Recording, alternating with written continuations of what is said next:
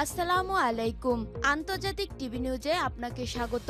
শুরুতেই জানাবো আমাদের হাতে থাকা সর্বশেষ গুরুত্বপূর্ণ আপডেট যুদ্ধের সংবাদ, এরপর বিস্তারিত। পুরোদমে ইসরায়েল ইরান হিজবুল্লাহ যুদ্ধ চলছে, জানিয়ে দিব আমাদের হাতে থাকা সর্বশেষ গুরুত্বপূর্ণ আপডেট আন্তর্জাতিক সংবাদ। শুরুতেই জানিয়ে দিব জাবালিয়ায় ইসরায়েলের ৩০ সেনা ও কর্মকর্তা নিহত। অবরুদ্ধ গাজা উপত্যকার উত্তরে শহর জাবালিয়ায় শুরু হওয়া স্থল অভিযানে ইসরায়েলি বাহিনী ৩০ জনেরও বেশি সেনা ও কর্মকর্তা হারিয়েছে। সোমবার ১৮ নভেম্বর ইসরায়েলি সংবাদ মাধ্যম চ্যানেল 12 জানিয়েছে, গত ৫ অক্টোবর শুরু হওয়া এই অভিযানে ফিলিস্তিনি প্রতিরোধ যোদ্ধাদের সঙ্গে সংঘর্ষে ইসরায়েলের এই হতাহতের ঘটনা ঘটেছে। এরপর জানিয়ে দিব ইসরায়েলের প্রেসিডেন্টকে আকাশপথ ব্যবহারে নিষেধাজ্ঞা তুরস্কের। তুরস্কের আকাশসীমা ব্যবহার করে আজারবাইজানের রাজধানী বাকুতে COP29 জলবায়ু সম্মেলনে যোগ দিতে চেয়েছিলেন ইসরায়েলের প্রেসিডেন্ট আইজাক হারজেগ, তবে তার সেই অনুরোধ প্রত্যাখ্যান করেছে তুরস্ক। এদিকে হামাসের কার্যালয় তুরস্কে সরানোর গুঞ্জন, যা বললেন এরদোগান। ফিলিস্তিনের স্বাধীনতাকামী সশস্ত্র গোষ্ঠী হামাস তাদের রাজনৈতিক ব্যুরো কাতার থেকে তুরস্কে সরিয়ে নিয়েছে বলে একটি গুঞ্জন উঠেছে, তবে তুরস্ক সরকার জানিয়েছে এই তথ্য সঠিক নয়। খবর মিডল ইস্টাই। এরপর জানিয়ে দিব মধ্যপ্রাচ্যে যা ঘটেছে তা বলার মতো ভাষা আমার জানা নেই, বললেন বোরেল। ইউরোপীয় ইউনিয়নের ইইউ পররাষ্ট্র নীতি বিষয়ক প্রধান জোসেফ বোরেল গাজার যুদ্ধবন্ধ এবং মধ্যপ্রাচ্য শান্তি প্রতিষ্ঠার জন্য ইসরায়েল ও হামাসের উপর চাপ প্রয়োগের প্রয়োজনীয়তার কথা জোর দিয়ে বলেছেন।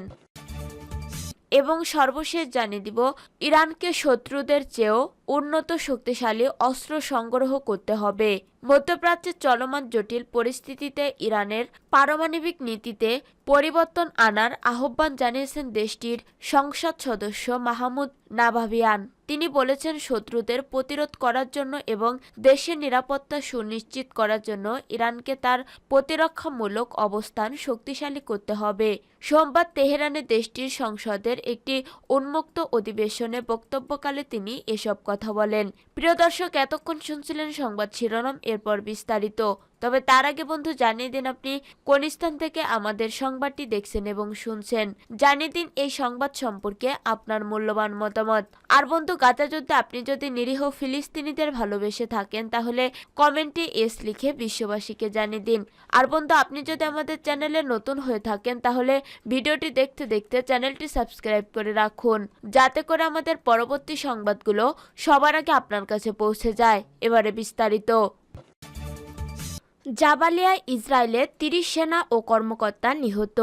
অবরুদ্ধ গাজা উপত্যকার উত্তর শহরের জাবালিয়া শুরু হওয়া স্থল অভিযানে ইসরায়েলি বাহিনী ৩০ জনেরও বেশি সেনা ও কর্মকর্তা হারিয়েছে।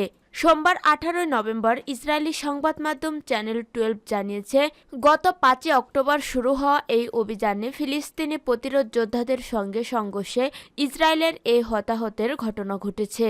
ইসরায়েলি মিডিয়ার তথ্য অনুযায়ী সর্বশেষ রোববার গাজার উত্তর অঞ্চলে ভেইত লাহিয়ায় সংঘর্ষের সময় আরও ২ ইসরায়েলি সেনার মৃত্যু নিশ্চিত করেছে ইসরায়েলি প্রশাসন। এর মধ্যে একজন ছিলেন অফিসার। এ ঘটনায় আরও একজন সেনা গুরুতর আহত হয়েছেন। ইসরায়েলি সেনাবাহিনী গাজার উত্তরে তাদের এই তৃতীয় স্থল অভিযান চালিয়ে যাচ্ছে, যা গত বছরের ৭ অক্টোবর থেকে চলমান যুদ্ধের অংশ। ইসরায়েলি সংবাদ মাধ্যম মারিফ জানিয়েছে, চলমান ৪০০ দিনের যুদ্ধে প্রায় ২টি ডিভিশনের সমান সেনা নিহত ও আহত হয়েছে। সেনাবাহিনীর এই জনবলের সংকট এবং অন্যান্য সমস্যা নিয়ে সংবাদ মাধ্যমটি ইসরায়েলি প্রধানমন্ত্রী বেঞ্জামিন নেতানিয়াহুর মন্ত্রিসভাকে দায়ী করেছে। গাজার উত্তরে এই দীর্ঘস্থায়ী সংঘর্ষ ইসরায়েলি এবং ফিলিস্তিনি উভয়ের জন্যই মানবিক সংকট এবং প্রাণহানির কারণ হয়ে দাঁড়িয়েছে। গাজার স্বাস্থ্য মন্ত্রণালয় জানিয়েছে, গত বছরের ৭ অক্টোবরের পর থেকে গাজায় শুরু হওয়া ইসরায়েলি গণহত্যায় এ পর্যন্ত ৪৩,৮৪৬ জনের বেশি ফিলিস্তিনির প্রাণ কেড়ে নিয়েছে, যাদের মধ্যে অধিকাংশই নারী ও শিশু। এছাড়া ১,০৩,৭৪০ জনের বেশি মানুষ আহত হয়েছে। ইসরায়েলের প্রেসিডেন্টকে আকাশপথ ব্যবহারে নিষেধাজ্ঞা তুরস্কের। তুরস্কের আকাশসীমা ব্যবহার করে আজারবাইজানের রাজধানী বাকুতে COP29 জলবায়ু সম্মেলনে যোগ দিতে চেয়েছিলেন ইসরায়েলের প্রেসিডেন্ট আইজাক হারজোগ। তবে তার সেই অনুরোধ প্রত্যাখ্যান করেছে তুরস্ক, যে কারণে শনিবার এক বিবৃতিতে হারজোগ তার নিষেধাজ্ঞা উদ্বেগ উল্লেখ করে সম্মেলনে অংশগ্রহণ বাতিল করেছে। গত 2023 সালের অক্টোবর থেকে গাজায় আক্রমণ চালাচ্ছে ইসরায়েল, আর ইস্যুতে ইসরায়েলকে কঠোর হুঁশিয়ারি দিয়ে যাচ্ছে তুরস্ক। এ কারণে তুরস্কের সঙ্গে সম্পর্কে ভাটা পড়েছে ইসরায়েলের। এ অবস্থায় ইসরায়েলের প্রেসিডেন্টকে নিজেদের আকাশপথ ব্যবহার করার অনুমতি দেননি তুরস্ক। এর আগে গত সপ্তাহে তুরস্কের প্রেসিডেন্ট রিসেপ তাইপ এরদোয়ান শীর্ষ সম্মেলনে অংশগ্রহণ করেন, যেখানে ইসরায়েলের সঙ্গে নিজেদের সমস্ত সম্পর্ক ছিন্ন করার কথা জানান। তুরস্ক ও তেল আবিবের মধ্যে সর্বশেষ বাণিজ্য সম্পর্ক ছিল মে মাসে। এরপর দুই দেশের বাণিজ্যিক সম্পর্ক স্থগিত করা হয়। ফিলিস্তিন ইসরায়েল সংঘাতের অবসান ঘটাতে কূটনৈতিক প্রচেষ্টার অংশ হিসেবে আঙ্কারা এখন ইসরায়েলের উপর অস্ত্র নিষেধাজ্ঞা বাস্তবায়নের দিকে মনোনিবেশ করেছে।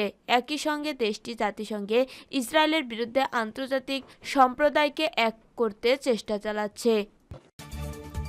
হামাসের কার্যালয় তুরস্কে সরানোর গুঞ্জন, যা বললেন এরদোগান।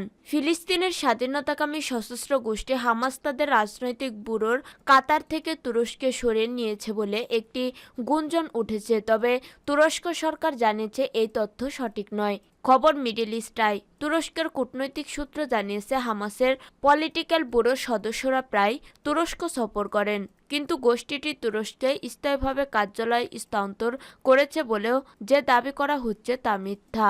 রোববার ইসরায়েলি পাবলিক ব্রডকাস্টার কান জানিয়েছে কাতার সরকার হামাসকে দেশ ত্যাগ করতে বলার পর তারা দোহা থেকে তুরস্কের উদ্দেশ্যে রওনা হয়েছে। এ ব্যাপারে মার্কিন পররাষ্ট্রমন্ত্রী অ্যান্টনি ব্লিংকেন গত সপ্তাহে বলেছিলেন, যুদ্ধবিরতি ও জিম্মি চুক্তিতে স্বাক্ষর না করায় হামাস সদস্যদের দেশ ছাড়তে বলেছে কাতার। বেশ কয়েকটি সংবাদ মাধ্যমও দাবি করেছে গাজায় যুদ্ধবিরতি এবং জিম্মি চুক্তির আলোচনায় হামাসের অনীহার কারণে এ পদক্ষেপ নিয়েছে কাতার সরকার। যুদ্ধবিরতিতে রাজি না হয় হামাস নেতাদের দেশ ছাড়তে বলেছে কাতার, তবে দোহায় হামাসের কার্যালয় বন্ধ করতে দিতে বলা হয়নি। বিষয়টি এর আগে চলতি মাসের শুরুতে অস্বীকার করেছে কাতার সরকার। মিডল ইস্ট আইয়ের প্রতিবেদনে বলেছে, ইস্তাম্বুলে কখনো আনুষ্ঠানিকভাবে সদর দপ্তর প্রতিষ্ঠা করেনি হামাস। মধ্যপ্রাচ্যে যা ঘটেছে তা বলার মতো ভাষা আমার জানা নেই, বললেন বোরেল। ইউরোপীয় ইউনিয়নের ইইউ পররাষ্ট্রনীতি বিষয়ক প্রধান জোসেপ বরেল গাজার যুদ্ধবন্ধ এবং মধ্যপ্রাচ্যের শান্তি প্রতিষ্ঠার জন্য ইসরায়েল ও হামাসের উপর চাপ প্রয়োগের প্রয়োজনীয়তার কথা জোর দিয়ে বলেছেন।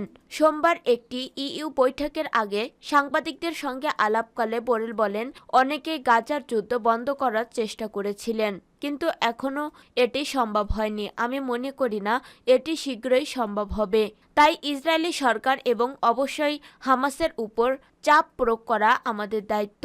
বোরেল এ সময় জানান যে তিনি ইসরায়েলের সঙ্গে রাজনৈতিক সংলাপ সাময়িকভাবে স্থগিত করার জন্য ইইউ সদস্যদের কাছে প্রস্তাব রাখবেন, কারণ গাজায় ইসরায়েলের যুদ্ধ পরিচালনা আন্তর্জাতিক আইনের প্রতি অসম্মান প্রদর্শন করছে।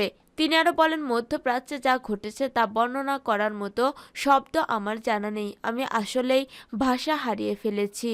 উল্লেখ্য, অবরুদ্ধ গাজায় ইসরায়েলি আগ্রাসনে প্রায় ৪৪,০০০ মানুষ নিহত হয়েছেন এবং আঞ্চলিক সম্পূর্ণ ধ্বংসস্তূপে পরিণত হয়েছে, যেখানে নিহতদের ৭০% নারী ও শিশু। বোরেল উল্লেখ করেন, যদি আপনি নিহতদের বয়স বিশ্লেষণ করেন তাহলে দেখবেন সবচেয়ে বেশি ক্ষতিগ্রস্ত শিশুরা, বিশেষত ৯ বছরের কম বয়সীরাই। তিনি দৃঢ়ভাবে বলেন, আমার মেয়াদের শেষ দিন পর্যন্ত আমি ইইউ সদস্য রাষ্ট্রগুলোকে জোর দিয়ে বলব যে শুধু কথা নয়, বাস্তব পদক্ষেপের মাধ্যমে ফিলিস্তিন রাষ্ট্র প্রতিষ্ঠার সমর্থন দেখাতে হবে।